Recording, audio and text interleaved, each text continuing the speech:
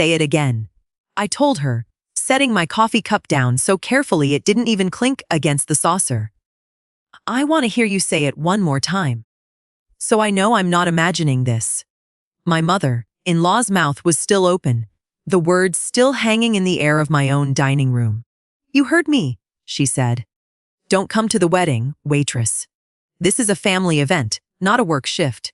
What she didn't know, standing there in her cream-colored blazer with her chin tilted up, like she'd just won something, was that I wasn't the one who was about to lose everything that week.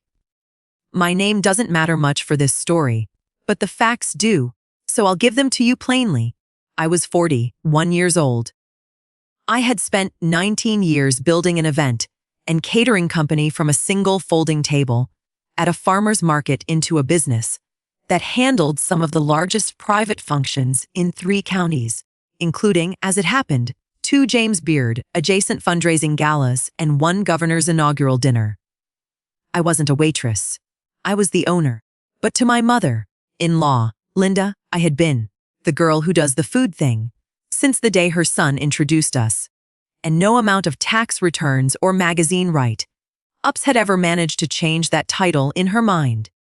It was a Tuesday in early March when this particular chapter really started, though of course the roots went back years before that.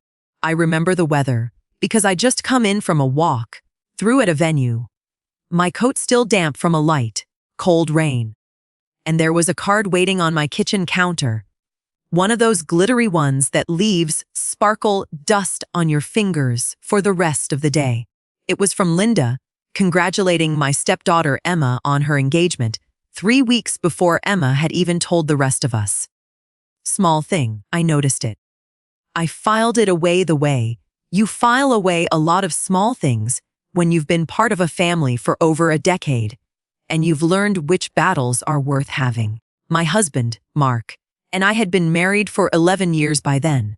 His daughter Emma from his first marriage was 26, and I'd helped raise her since she was 15, through braces and breakups and one very memorable prom dress crisis that I solved at 11 o'clock the night before with a needle, thread, and a bottle of wine I didn't drink.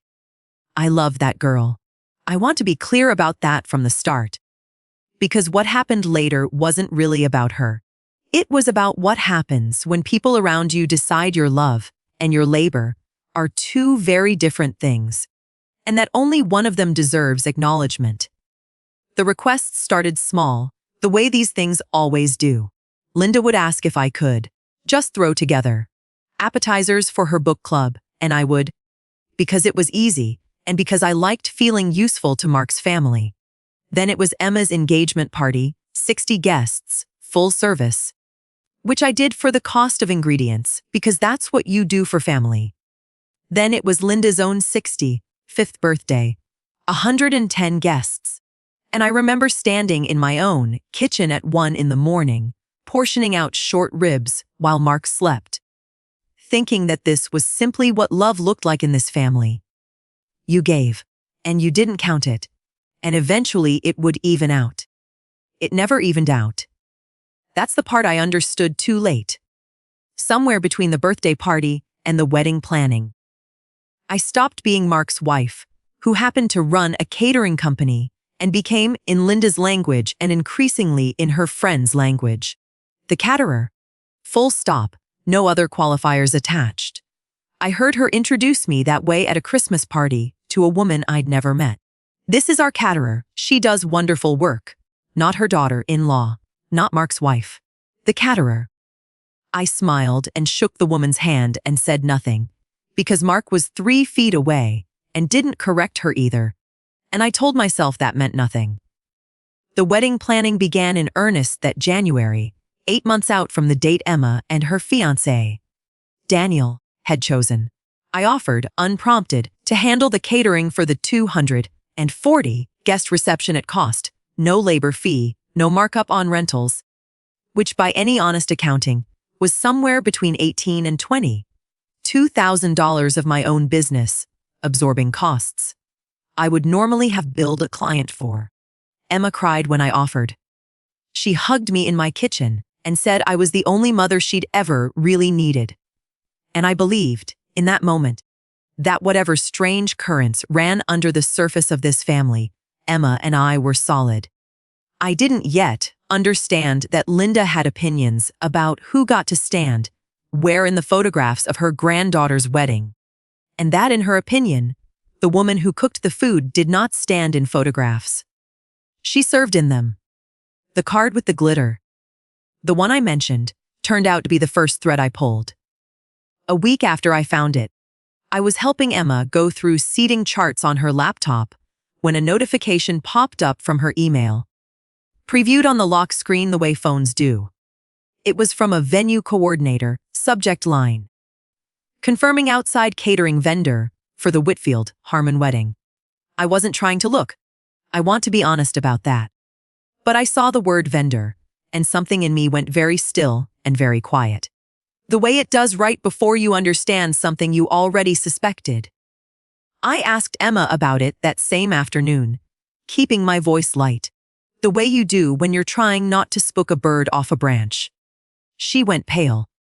She told me that her grandmother had insisted, months earlier, on bringing in a proper catering company for what Linda called optics, and that she and Daniel hadn't wanted to hurt my feelings, so they'd let Linda handle that conversation with the vendor quietly, on the side, while still letting me believe I was doing the food. I asked, still quiet, still calm, whether I was doing the food. Emma couldn't look at me when she answered. She said Linda had told her it would be less awkward if I just did the rehearsal dinner instead, something smaller, more casual, and left the actual wedding reception to people who do this professionally, full-time. I run a catering company. I have run one for 19 years. I said none of that out loud. I just asked her to forward me the email chain. That night, I sat at my kitchen table with my laptop open and read through 4 months of correspondence between Linda and a venue coordinator, a florist, and the very catering company Linda had hired behind my back, a company, I noted with an emotion I can only describe as tired amusement, that I had trained 2 of their junior chefs at, years earlier, at a culinary program I still volunteered with. In one email, dated back in November, Linda had written to the coordinator, would like to keep the family caterer out of the loop until closer to the date, to avoid unnecessary drama. She tends to make everything about her business. I read that line 3 times. Then I closed the laptop and went to bed. And I didn't tell Mark that night, because I wanted to be sure of what I was going to do before I said a single word about it. The confrontation, when it came, wasn't one I started. It came 2 days later, when Linda called an impromptu family lunch at her house, ostensibly to discuss final wedding logistics. I went. I sat at her dining table in the cream-colored blazer weather of early spring, and I watched her hand out a printed schedule for the wedding day that had, under the heading catering, the name of the other company in bold, and under a smaller heading further down, family contributions, my name, next to the words, rehearsal dinner, casual. I said nothing. Mark, to his credit, went quiet and still beside me, reading the same page, understanding a beat too late what I'd already known for 2 days. I think there's been a miscommunication, I said finally, and my voice came out steadier than I expected it to. Linda's chin came up. There's no miscommunication, she said. I just think it's more professional to have an outside company for something this size. No offense intended. I asked her, calmly, why she'd written to the coordinator asking to keep me out of the loop, specifically to avoid drama. The table went very quiet. Linda's face did something complicated, landing somewhere between defensive and cornered. I don't know what you're talking about, she said. Which is when I learned, watching her say it, that some people will lie, even when they know you're holding the proof in your hand, simply because admitting the truth costs them more than the lie does. I didn't argue with her. I didn't need to. I just looked at her for a long moment, long enough that it became its own kind of statement. And then I asked Emma to pass the salad. It was 3 weeks later, At a bridal shower, Linda hosted at her country club. That she said the words that gave this story its title. I'd shown up in a pale green dress, a gift in hand, prepared to celebrate my stepdaughter the way I had every milestone of her life for over a decade. Linda met me at the door with a tight, bright smile and pulled me a few steps aside, out of earshot of the other guests.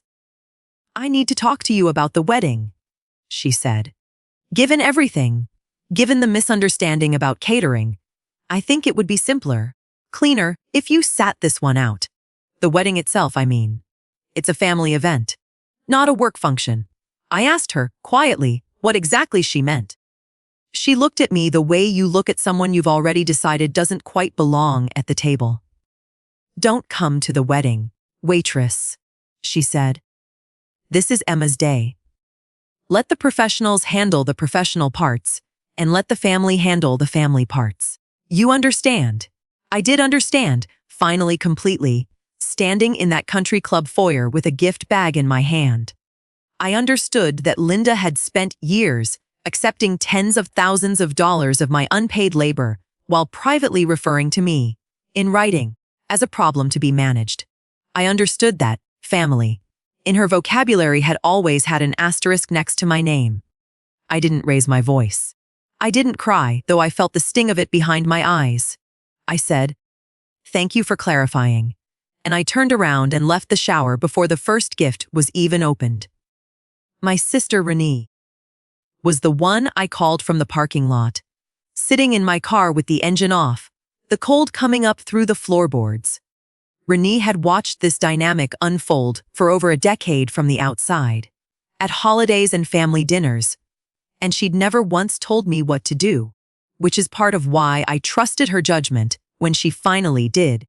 You've been letting her use your business like a coupon for 11 years, Renee said. And now she's telling you the coupon doesn't come with a seat at the table. I love you, but I need you to hear how insane that is. I sat in the quiet of the car for a long time after we hung up. I didn't feel angry, exactly.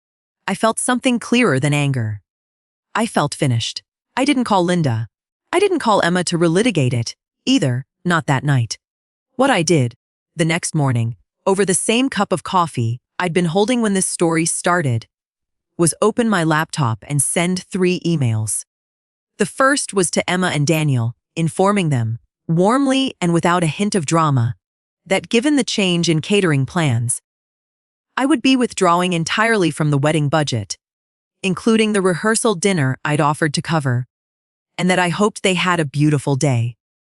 The second was to the venue coordinator, formally rescinding my company's involvement in any capacity, in writing, with a timestamp. The third was to my own accountant, asking her to pull together the actual dollar figure of what I had donated in labor and materials to this family across the last 5 years, because I wanted, for my own peace of mind, to see the number in black and white. The number, when it came back, was $61,400. I framed nothing. I sent it to no one. I just sat with it for an evening. The way you sit with a fact that reorganizes something inside you, and then I closed that file and I didn't open it again. What happened next? I didn't orchestrate, and I want to be honest about that, because this isn't a story about revenge. It's a story about what happens when a support beam is quietly removed from a structure that was leaning on it more than anyone admitted. The outside catering company Linda had hired, without my discount, without my relationships with the venue, without the favors I'd have called in from vendors I'd worked with for 2 decades, quoted the wedding at full retail rate. And full retail rate for 240 guests came to just over $31,000, roughly triple what Linda had budgeted for, because she'd been mentally, if not officially, counting on my subsidized labor to cushion the real cost the whole time. Mark told me later that the arguments between his mother and Emma over the budget shortfall went on for weeks. Linda ended up liquidating a portion of her retirement savings to cover the gap, something she'd sworn for years she'd never touch. The rehearsal dinner, the casual affair Linda had graciously assigned to me, before deciding I shouldn't even attend the main event, fell to Linda herself to organize with 6 weeks' notice, and I heard, through Mark, that it ended up being sandwich platters from a grocery store deli counter in the church basement. A stark contrast to the plated dinners I'd have quietly delivered without complaint. Word travels in small social circles, and Linda's country club friends, the same women she'd performed her, proper catering company, story for, noticed the downgrade and asked questions she didn't enjoy answering. I never said a single unkind word about her to any of them. I didn't need to. The math spoke for itself. Emma called me 11 days after the shower, crying, asking me to please come to the wedding, telling me her grandmother had overreacted, and that none of it reflected what she wanted. I believed her, and I still love her, but I told her, gently and honestly, that I needed some time and some clarity about what my role in this family actually was before I could say yes to anything. I wasn't punishing her. I was, for the first time in a long while, protecting myself. She apologized. She said she should have stood up for me sooner. I told her that was true, and that I forgave her, and that both of those things could exist at once. Mark and I had our own reckoning during those weeks, quieter, harder in its own way. I told him what I'd read in that email chain. What his mother had written about keeping me out of the loop to avoid drama.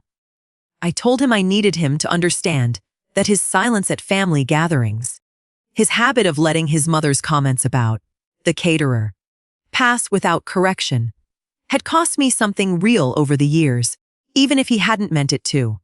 He didn't get defensive. He sat with it. A few days later, he had his own conversation with Linda. One he didn't fully recount to me, but one that ended, from what I gathered, with him telling her plainly that if I wasn't welcome at the wedding, he wasn't either. Linda called me herself after that, her voice smaller than I'd heard it in years, and said she hoped I would reconsider. I told her I would think about it. I meant it. In the meantime, I did something I hadn't done in almost 2 decades of running my business, which was take a weekend entirely for myself. I signed up for a pottery class at a little studio 2 towns over. Something I'd wanted to try since I was in my 20s and never made time for, because there was always another event, another family favor, another folding table to set up for someone else's celebration. I came home from that first class with clay under my fingernails and a lopsided little bowl I was absurdly proud of, and I sat on my back porch that evening with a glass of wine, watching the light go gold over the yard, and I felt something I hadn't felt in longer than I wanted to admit, which was simply mine, not the family's, not the business's, mine. I did end up going to the wedding, in the end, 3 weeks later, in early June, on a warm evening with the kind of soft breeze that makes you forgive a season for all its earlier cold days. I went as a guest. I wore the pale green dress I'd bought for the shower I'd walked out of. I sat at a table with Renee and Mark, and I watched Emma walk down the aisle, and I cried the way you cry at weddings, when the person getting married has been yours to love for over a decade. Linda found me near the dessert table late in the evening, and she didn't apologize exactly, not in so many words, but she said, "The centerpieces you would have done were better than what we got." Which, from Linda, was as close to an admission as I was ever going to receive.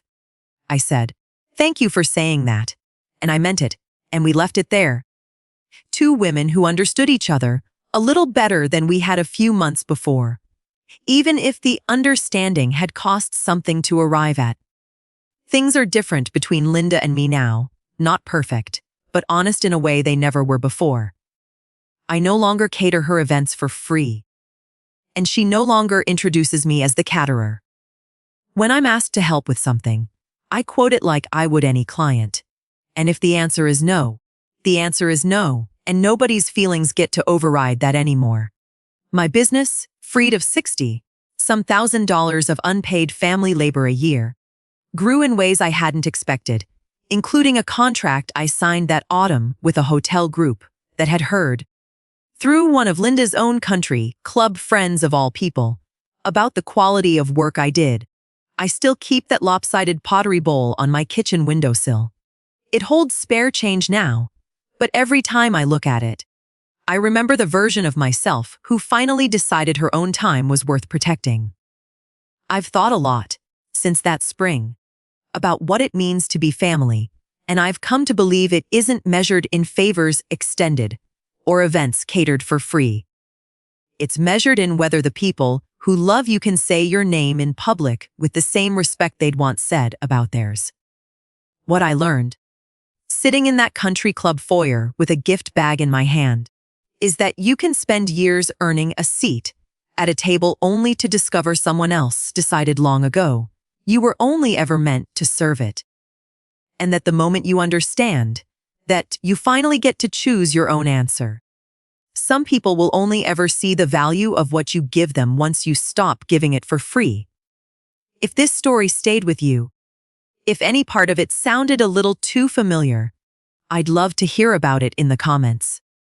And if you believe quiet dignity is its own kind of victory, consider staying a while longer, because I have more stories like this one to tell you.